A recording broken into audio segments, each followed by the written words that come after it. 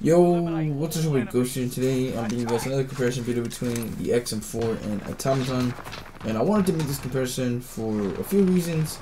For one, since there has been a lack of weapon changes, I feel like all the comparisons between Vanguard weapons at the moment that I've pretty much done, like all the ones that are relevant at the moment for Vanguard weapons. There's maybe like a few that I haven't done, but the only reason I haven't done is because I just don't have the weapons leveled up. Like there's a few comparisons I actually wanted to do, I just don't have the weapons leveled up. I'm gonna try to level up some of these guns to see if I can, make some comparisons on these guns. But for now, I don't have them leveled up, so obviously we can't make comparisons on guns that have no attachments. Second of all, there's actually, I'm not 100% on this, but considering what's going to happen and what they've done recently, I think that VR is going to get a change in health, which is going to greatly impact, in my opinion, the meta landscape for these weapons. And I'll talk about that in just a second, on why that is. But before we do get into the comparison, I'm going to say if you're new to the channel, hit that subscribe button, 102,000.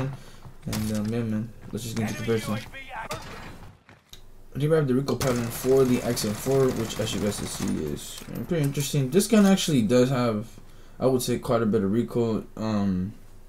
Even if, or for me personally, like even when I try to control it, like it's not as easy as an Automaton to say, but it makes up for it with the damage that it has. And again, like I think if I use this gun frequently, I'd be able to get it to the point where like the recoil wouldn't be like even really that noticeable to me. Like right now, like when I was using it, it wasn't that bad, but there was instances where the recoil was a little bit, was there a little bit, I can't lie. Whereas the Automaton for me was always like a gun that I could just count on it not having that much recoil because I'm pretty comfortable controlling that gun. Whereas like the XM4, I've been kind of on and off, well, I mean, obviously for like the last 3-4 months with these guns. Like I barely use this gun, and so it's kind of a bit tough to control it when it has more recoil now.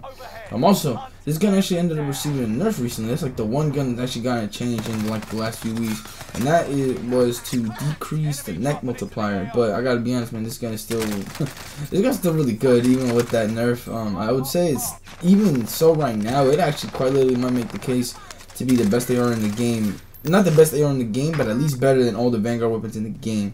That's like I'm not even trolling on that, because these Cold War Modern Warfare weapons, man, like at the end of the day, bro, in my opinion, I think they just reign supreme like over these guns. I don't know, man. They just, for whatever reason, bro, every time they do integration, the guns that they end up releasing just aren't better than the ones that were already in the game. That's just how it feels like. And a lot of people can agree with me on that. I'm sure most of you guys watching this video can agree with me on that. But I don't know, man. Regardless, I think this comparison is still quite necessary because, like I mentioned, there's going to be, or I think there's going to be a change in the health system very soon. If you guys aren't really in the know with what's going on, basically Raven, or I think it was Raven, posted a poll on Twitter on if they should increase the health for BR, and it was winning overwhelmingly yes. I'm pretty sure it actually ended up winning that for yes. I'm not sure if they're going to add that in Season 2 Reloaded or if it's going to be in Season 3, but eventually the change will come, or at least I'm thinking the change will come, because they did it for Vanguard Royale, right? So I think BR is going to follow that pretty soon, where they increase the health by 50, and when that happens, bro, like some of these guns are just not going to be able to like kill fast enough. And I actually saw someone talk about that exact same point where like the 50 HP health, or the 50 HP increase is a really good change, but the problem is that some of these guns, Vanguard weapons specifically, just can't kill fast enough. But a gun like XM4 would be able to thrive in an environment like that, which is something to think about, because I actually agree with that statement as well. Because right now, like even with the normal health from now, some of these Vanguard weapons actually struggle to kill, and that actually goes for the Automaton and the Cooper Carbine. Like they might seem like they melt, but like sometimes you leave people really one shot. And imagine if there was 50 more HP. Like, come on, bro. At some point, it's just not gonna be enough where you can use an XM4, C58, FARA, EM2. Like, those guns are just gonna be able to just run things, or even like a kilo or whatever. Like, I think I'm not even trolling. Like, if they end up making that change, I'm gonna go back to making OG comparisons where I'm gonna be comparing Cold War to Modern Warfare weapons and Cold War to Cold War weapons. It's gonna be crazy. I feel like that's what's gonna happen unless they significantly buff Vanguard ARs, which I hope they do, so we can, you know, actually have some interesting content to talk about. But whatever. But with that being said, let's just get into the Automaton. You have the Recoil Pattern for the Automaton, which as you guys can see, is actually pretty similar to the XM4. However, this gun's Recoil Pattern just kind of goes all over the place, and even then, in my opinion, I think this gun is still the easiest one to control out of the two. Kind of funny to think that, because as you guys saw by the Recoil Pattern, it's kind of all over the place.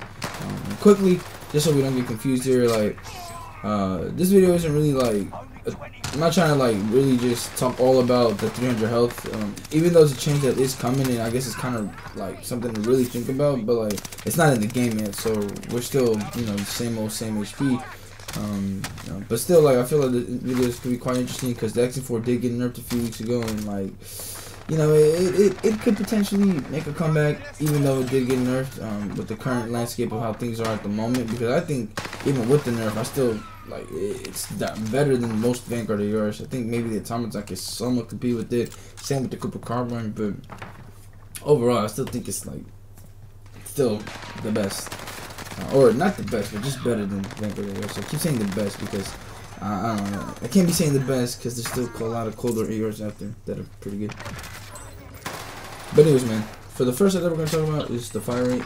For the Automaton, we have an 833 RPM, while as the XM4, we have a 721 RPM, which is actually something crazy because I didn't think that XM4 had this slow of a fire rate. Even though the fire rate isn't that slow, I just thought it was like more in the 800s, but obviously it's not. And this is also interesting because this is a pretty significant advantage in terms of fire rate. That's the one thing that the Automaton will have it going for it, because with the XM4 you can't up a fire rate like how you can with Vanguard weapons. With the Automaton you can obviously up its fire rate. And so this is an advantage throughout the whole thing for the Automaton. The one thing that won't change no matter what, because you can't change anything.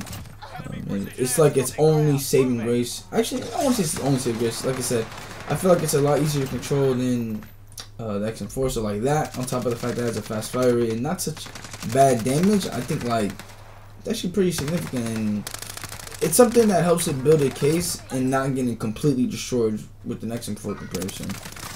But moving on over to the damage, this is where it starts getting a little weird. For the Automaton, from 0 to 42 meters, we got 33 damage to the head and neck, 24 damage to the chest and stomach, 22 to the extremities. For the XM4, 0 to 22 meters, you got 45 damage to the head, 40 to the neck, 30 to the chest and stomach, 32 extremities. For the Automaton, 42 meters and above, we got 28 damage to the head and neck, 20 to the chest and stomach, 19 to the extremities. For the XM4, 22 meters and above, we got 40 damage to the head, 36 to the neck, 27 to the chest, stomach, and extremities. So there's actually a few interesting things to note here. The XM4 obviously has a significant advantage in damage, by the way. Like, that's not even like a debate at all. But the drop-off values are actually like just larger for the Automaton. Like, the drop-off doesn't happen until 42 meters, whereas the XM4 is 22 meters. It's a whole 20-meter difference.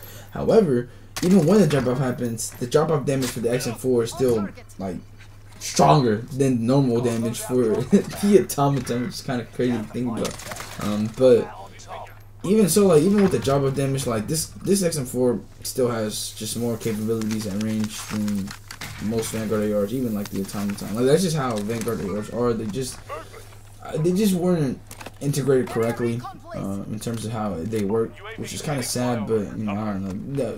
Given what they said in the past and why integrations don't come out the way they are, like, it makes sense. But it just kind of sucks that they couldn't like do it without having problems. Because, man, this game would have been so much better if the integrations were smooth. So hopefully Warzone 2, man, that changed everything. Like, I don't know. For me, man, Warzone 2 is really like the same, because I'm really praying, bro, that it just changes things for me, man. Like, or just changes things for everybody, bro. Like, oh, man. Like, can you imagine a Warzone 2 raid comes out and it's just like the same as when Warzone first dropped, bro? That's going to be such a fun time. But we can only hope. But, you know, back to the topic, the actual topic of the session.